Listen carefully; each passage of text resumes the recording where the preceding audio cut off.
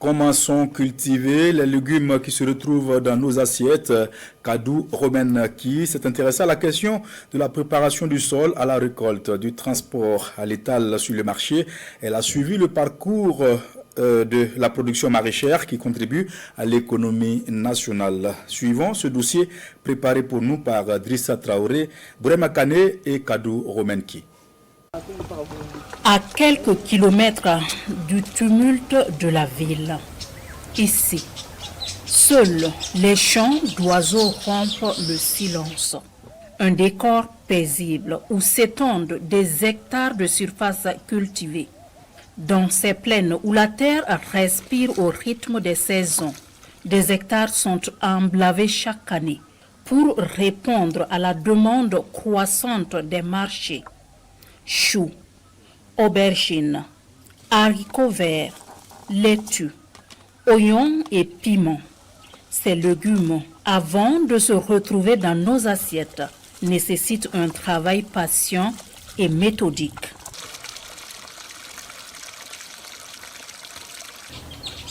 Labour, nivellement, fertilisation, installation de systèmes d'irrigation, traitement phytosanitaire et désherbage. Chaque étape est réalisée avec soin. Le succès des récoltes dépend de cette vigilance quotidienne. La taille des superficies emblavées n'est pas un hasard.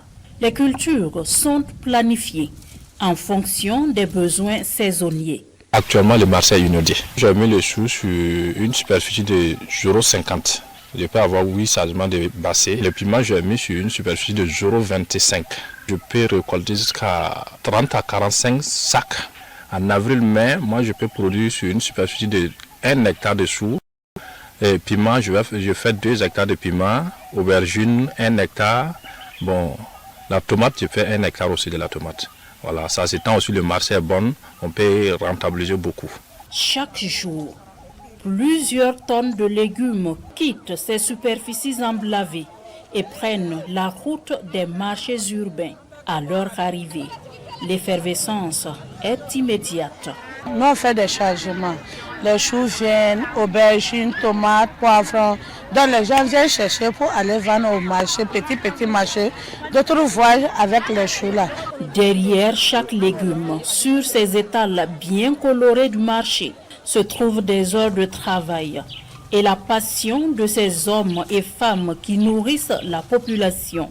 Un cycle ininterrompu qui recommence chaque saison.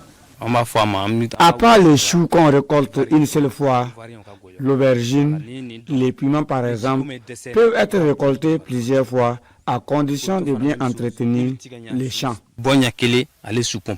J'ai emblavé un quart d'hectare de haricots verts. Par récolte, on peut avoir 15 sacs et on peut récolter 10 fois. L'activité nourrit des familles, fait vivre des centaines de producteurs et contribue chaque jour au dynamisme de l'économie locale. Ici, le chargement de choux actuellement tourne autour de 150 000. C'est de 150 000. Or, au mois de mai, on peut avoir le chargement jusqu'à 1 250 000. Voilà, c'est la différence de prix. Mais maintenant, en termes de piment, actuellement, les sacs tournent autour de 25 000. Or, au mois de mai, juin, on peut vendre un sac jusqu'à 100 000 à 95 000. Voilà. C'est la différence des prix comme ça, à raison de laquelle la production aussi est faite en fonction des prix. L'aubergine ivoirienne, actuellement, le sac est vendu à 4 500. Voilà. Or que d'ici février, mars, avril, mai, on peut vendre les sacs jusqu'à 45 000. Ainsi s'achève le voyage des légumes maraîchers. De la petite semence déposée en terre jusqu'à l'étal du marché où ils trouveront preneur.